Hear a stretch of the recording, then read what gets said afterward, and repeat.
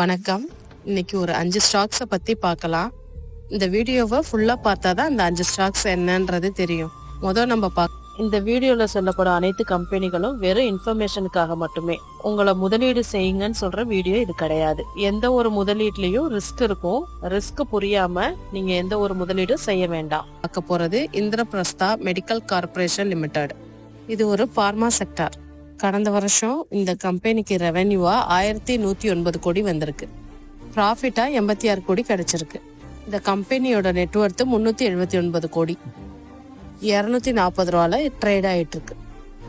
ஜாகில் prepaid ocean services limited. இந்த company 2011ல incorporate பண்ணியிருக்காங்க. கார்பரேட் பிசினஸ்க்கு ஃபினான்ஷியல் டெக்னாலஜி ப்ராடக்ட் சர்வீஸ் பண்றாங்க. கடந்த வருஷம் ரெவென்யூவா 555 கோடி வந்திருக்கு. ப்ராஃபிட் 23 கோடி. நெட்வொர்த் 49 கோடி. 187 ரூபாயில ட்ரேட் ஆயிட்டு இருக்கு. Marks pharma. இது ஒரு பார்மா செக்டர். ரெவென்யூவா 1911 கோடி வந்திருக்கு.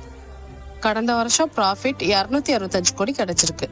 இந்த கம்பெனியோட நெட்வொர்த் 1765 கோடி. ஜேஎன்கே இந்தியா லிமிடெட் 2010ல இன்கார்பரேட் பண்ணியிருக்காங்க. கடந்த வருஷம் 412 கோடி ரெவென்யூவா வந்திருக்கு. ப்ராஃபிட் 46 கோடி கிடைச்சிருக்கு. இந்த கம்பெனியோட நெட்வொர்த் 122 கோடி. 622ல ட்ரேட் ஆயிட்டு இருக்கு.